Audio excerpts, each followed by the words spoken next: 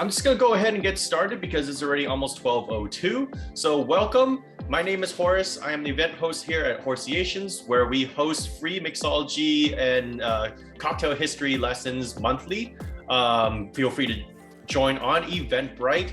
And I just like to explore the many topics of the mixology and cocktail bartending world. So I'll make a drink or two drinks or so based off of the topic of the month. And today, of course, is autumn and celebrating the coming, I guess, cold weather. So we're gonna go ahead and do some autumn flavors. And so you're probably thinking like a pumpkin spice, which is really popular in America, but then I'm more thinking about apples because autumn is the season for apples. And let's curl up with some apple flavors. So let's go ahead and get started with the Jack Rose. So if you have the ingredients at hand based off of the event email, feel free to follow along. So we're gonna start off with the very simple cocktail, the Jack Rose. So all it takes is 3 ingredients, but so the thing about a cocktail is when it takes less ingredients, that means the quality of the ingredients do matter. So I'm gonna go ahead and get started with a fresh lime squeeze. So I already pre-juiced it just to save time, but we're gonna go ahead and add 3/4 of an ounce of lime juice. Afterwards, we're gonna go ahead and add our grenadine syrup. Now grenadine, let's put this in focus right here. So give it a second. So this is Jack Rudy Cocktail Co. Grenadine. So this Jack Rudy's, this brand is similar to Small Hand Foods as well. Feel free to reach out to those brands to buy your grenadine if you cannot make grenadine at home. Grenadine syrup is made out of fruit pomegranate. Might be frustrating sometimes to get the juice out of it. That's why you might choose to buy the syrup itself. Now, what's the difference between this and Rose's, for example? You've probably seen Rose's grenadine in Safeway, but they use artificial food coloring. You can see that if you look carefully, it's not bright red like those fake maraschino cherries or the Rose's grenadine syrup, because they add a lot of food coloring, but also they use high fructose corn syrup. So it's not actually there's not a lot of like actual pomegranate syrup in there. And so that's why you want to reach out and look for Jack Rudy's or Small Hand Foods, a brand that actually is reputable that makes from fresh pomegranate. So I chose Jack Rudy's Cocktail Co. Grenadine. Afterwards, we're gonna go ahead and use our Applejack. So this bottle right here, let's get in focus right here, is from Laird's Straight Applejack 86. It's a small blend of whiskeys, but majority of it does come from apple flavors. So we're gonna go ahead and add 2 ounces straight in. Great, 3 ingredients, very simple cocktail, but tastes just amazing. Now, one last ingredient I like to usually add when it comes to citrus cocktails is something here, it's hard to focus, but I've written here is a saline solution. So basically I just add 80 mils of water with 20 grams of salt. It's a heavily concentrated salt solution, but what this does, it masks a lot of the bitter notes that comes from the citrus peel potentially. And what it does is it brightens up the cocktail. It's kind of like spice when you add salt and pepper into your cooking. So we're gonna go ahead and shake it up. Add our ice in our container. So if you have any closed container at home or whatnot, feel free to follow along. I have a shaker tin and we're gonna just shake it up.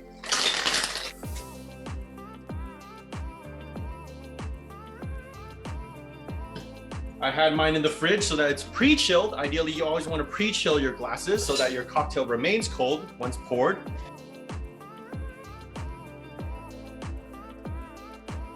The lighting there, but now it's easier to see.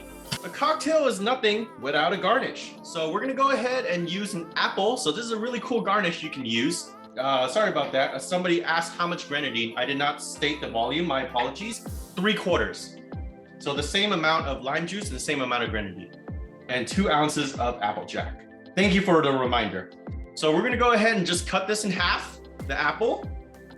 Actually, I'm gonna move my cutting board so that you can see what I'm doing. But a really cool garnish that you can do is an apple fan. If you've never tried that before, you just kind of cut it in half, cut 1/4 of the apple out, You want to cut out the stem.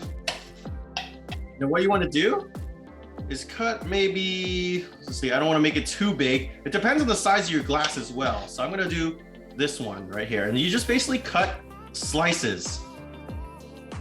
There we go, along the edge. And then what you do is you take a toothpick or a cocktail pick here that I have, and you kind of just stab it right towards maybe the last quarter of the fan.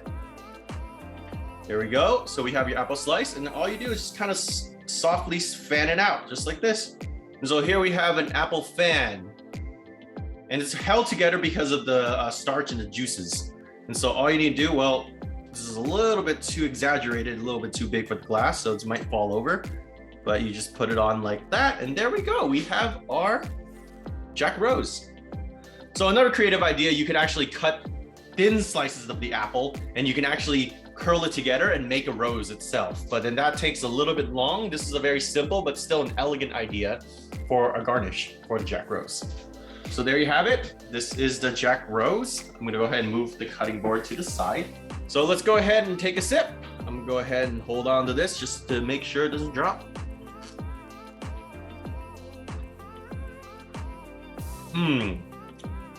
Wow. So it's like very tart. The lime just emphasizes the tartness of the apple actually, yeah. And then you do taste the apple tartness and the sweetness aftertaste towards the end. And let's go ahead and go into the history while we sip on our on our Jack Rose. So Jack Rose comes from Applejack, which is considered brandy. Now, what is brandy? You probably are familiar with brandy because it's distilled from mostly fruits. Most common is from fruits like grapes, apples, apricots, pears.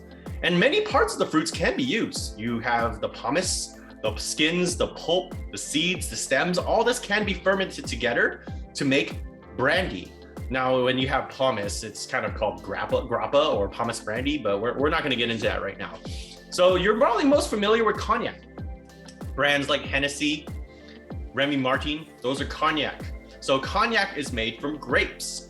Now there's also another one from France, people are not usually too familiar with, it's called Armagnac, which is also distilled from grapes, but it's just in a different region. So cognac is from the cognac region, which tends to distill with a pot still and tends to be more rich and fruity, versus Armagnac, which comes from Armagnac in France. They just pride themselves of their locations, and it's more spicier in character.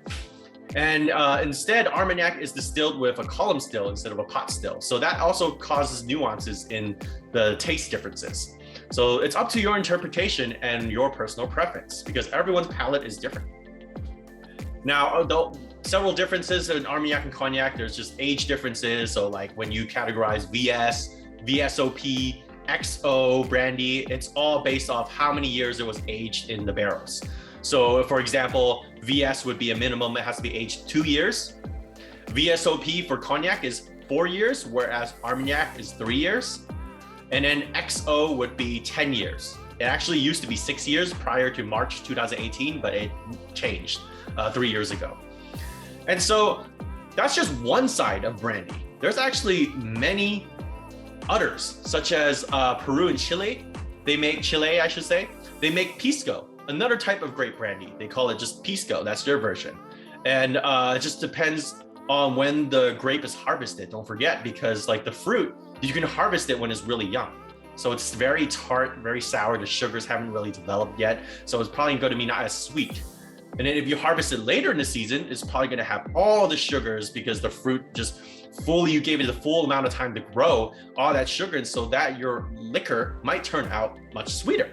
And so there's a lot of variation there upon harvest. It's kind of like wine in a sense, because wine typically comes from grapes. So you can choose when you harvest it, you can choose which part of the fruit to distill with. There's many variations of brandy, but basically all you need to know is brandy comes from fruits.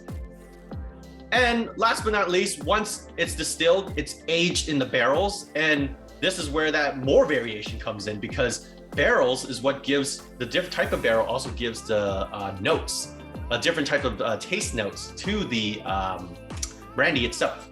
So here I have a bottle of Grand Marnier I'm not sure if you're familiar with this brand, but this is a orange liqueur mixed with cognac. And so this one has, of course, is mixed with orange liqueur. So it, of course, has a very orange forward taste. But then the cognac, it depends on where the, what whiskey barrels it was married with. And so with that, it gets the taste from that. So you can get like, you can not just whiskey barrels, you can get like sherry cask taste, you can get like an old whiskey bourbon. So there's many mix and match flavors that you can do with brandy. And so not only is it in France, but also places like South Africa, believe it or not, Spain, the American colonies, of course, all make extraordinary brandy. Now, apple brandy for the fall. You're probably thinking, well, we're here for the apples, right? Well, apple brandy is super popular in America because we're going into Applejack. Now, before I get into that, I just want to show up that France also makes apple brandy. You can say they call it Calvados. I have a bottle here. I'm not sure if I'm going to be able to pronounce this correctly, but it's Berneroy. This is an example of Calvados. Calvados is basically apple brandy made in France. That's pretty much it. Nothing really special about that. So you can give those a try as well. But here we're going to talk about Applejack, apple brandy made in America. Because what happened with Applejack is when settlers from Europe first came to the American colonies, they brought apple trees to plant because they love apples so much. Now, unfortunately, when they planted the seeds in the foreign soil, the apples didn't really like it. And the fruits actually the trees bore fruit that were bitter, not very good to taste and eat by itself. And so instead what they did was they chopped it all off, mashed it up, and what did they do? Distill and make spirit, right? So they made hard cider. That's where apple cider comes from. And so, of course, during this time, you have George Washington and his troops. They love apples. And of course, you probably heard of the famous guy called John Chapman, AKA Johnny Appleseed, the guy famous for the pot pan for his hat and spreading the word about apples. Well, that's what he did. He went around, he was a pioneer of sorts. He spread the knowledge of how to cultivate apples to towns, and he taught people how to grow apple trees because apple cider was the thing back in the day. And this brings about Laird's Family Distillery. You're probably familiar with that now because I've been stating it and I use this in our Jack Rose, Laird's, right here. So Laird is an apple brandy, American made, and is actually the first legal distillery in the USA, established in 1780 by Laird and Company in New Jersey. Currently, it is headed by ninth generation Lisa Laird Dunn, who is the current owner and the VP of the company. They own the first liquor license in all of America, and they're still operating right now. Actually, quite soon, they might pass this to their 10th generation, their son, who will take over the Laird and Company and continue the family tradition. Because Laird Company, it's strong. They are the true definition of perseverance, because during that time, there was prohibition. They survived prohibition. Prohibition, as you remember, in previous sessions, 1920s, the government cracked down on all the distilleries. They cracked down, they made them pour out all the alcohol. So what did they do? If there were a business that was supposed to distill and create spirit and liquor, they switched. They basically catered to the market and they catered to consumers, and they ended up distilling and making medicine or non-alcoholic goods, such as salves or ointments for the general public, and so that they were able to legally remain open during Prohibition. That's amazing, right? They were able to adapt quickly.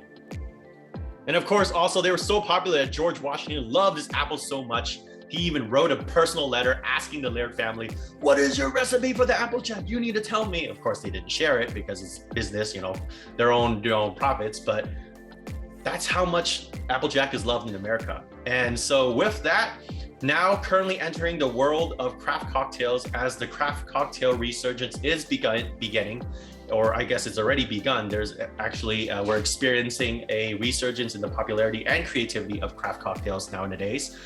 There's more and more out there. So first off, I do want to thank you for taking your time out of your day to join my session, because you could have found this information anywhere online, but you chose to join my session. So I really appreciate you very much, because craft cocktails is making a comeback. And Applejack is beginning to be a key staple to most craft cocktail bars. So you probably visit a bar and you'll find a bottle of Applejack here and there, which comes to mind where a famous, for example, I'm going to give you an example right now, that a famous bartender by the name of Jim Maheen, if you're familiar with some famous craft mixologists out there, he was so fascinated by the history of Applejack that he actually reached out to Lisa Laird, and he said, well, I really love the history, I love the perseverance, I love the story behind your company. Please, can I meet you and let me create a cocktail using one of your Applejack or Apple Brandies? And so he wanted to create that cocktail to represent kind of the pre-prohibition days and the old school cocktails out there, and to support the Laird and Company. And so that's the cocktail we're gonna make today. So before I go ahead and switch my screen, I'm gonna have a sip of my Jack Rose. You just smell apples as your nose gets to it. So if you knew about taste, 80% of that comes from your nose. So scent is really important, as well as the garnish, because the garnish actually provides an aroma for you to taste. So it prepares you for the drink. So that's really cool. So I'm gonna go ahead and make the cocktail that Jim Maheen made. So we're gonna start off with orange juice. So I already pre-juiced my orange just to make it easier, but we're gonna go ahead and add 3/4 ounce of fresh orange juice. Now for juices, you always wanna try to avoid store-bought juices because they probably have artificial coloring, or they might have added some sweetener in there, additional sugars, so the drinks won't taste as good. Not to mention, you'll probably have a worse hangover the next morning.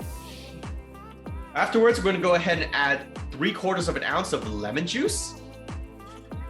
Again, fresh, add that in. And next, we're gonna go ahead and add 1/2 ounce of maple syrup.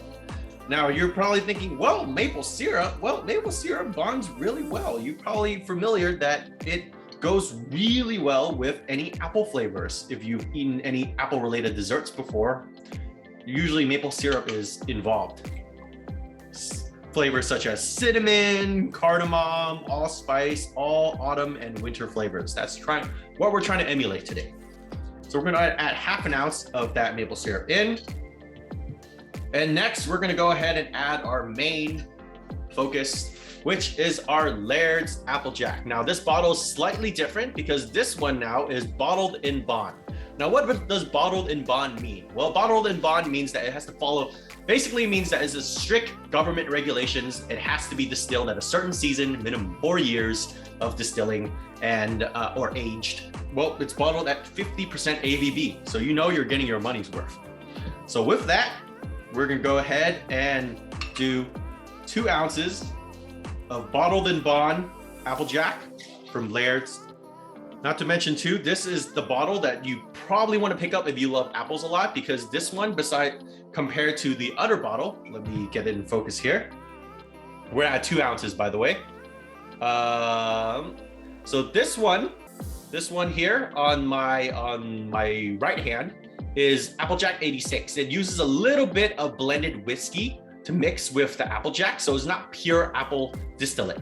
Whereas this bottled in bond is 100% apples. So this one is boasting a lot of apple flavors. So you want to pick up the bottled in bond bottle if apples are your thing.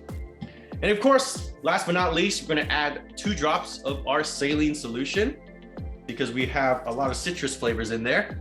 So we want to mask some of those unwanted bitter flavors. And we're going to go ahead and add our ice.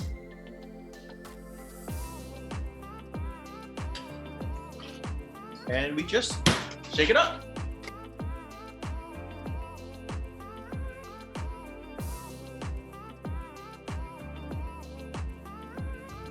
Okay, again, in the interest of time, I'm gonna go ahead and just pour that in and leave the washing for later. But we grab our coupe glass.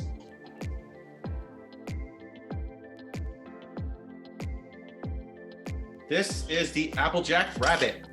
So once again, you can garnish with an apple fan, but if you're like me and you are running short of time, what you can do is actually just cut a slice of apple, a very simple garnish, just like that. That works too. All right, so this is the Applejack Rabbit. All right, a little bit lighter in color because of the orange and the lemon juice. Okay, so let's go ahead and have a taste of this Applejack Rabbit by Jim Maheen.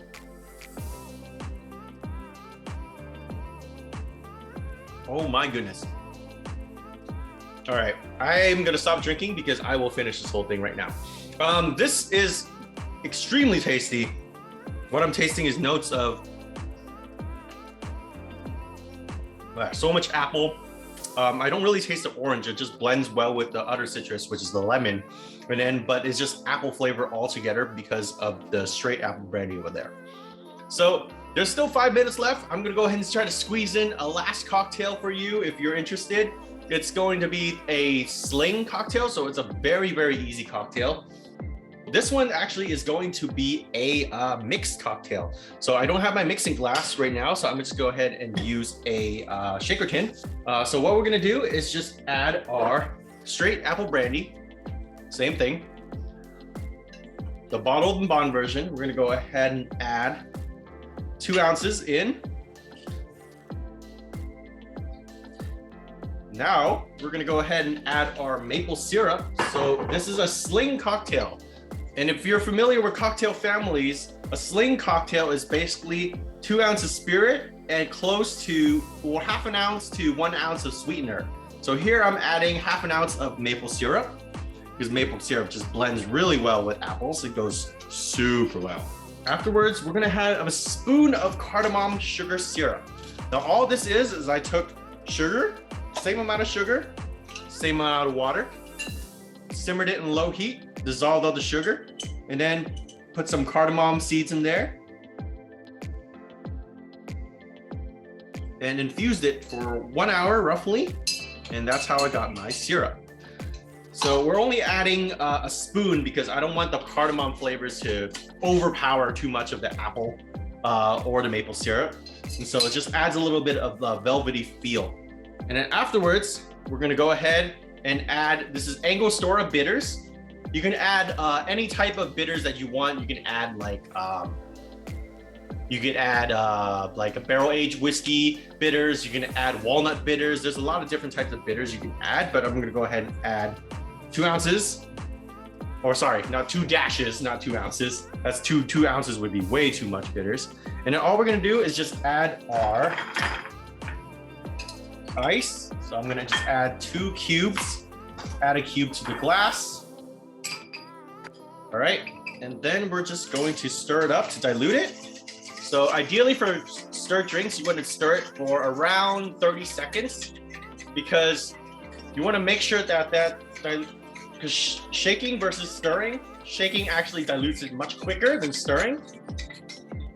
So you want to make sure with such a high alcohol content cocktail with no juices, you want to dilute it really well to make it palpable for your guests. I wish I had my mixing glass instead because that actually makes a much more soothing sound compared to a scraping metal tin. But you make do with what you have. You can actually use a protein shaker bottle, you can use a mug, whatever you need to drink your cocktail, feel free to go for it. It's all the same, just fancy tools. There we go. This is your apple toddy sling. And we're gonna go ahead and garnish with a cinnamon stick. Just stick it right in, there we go.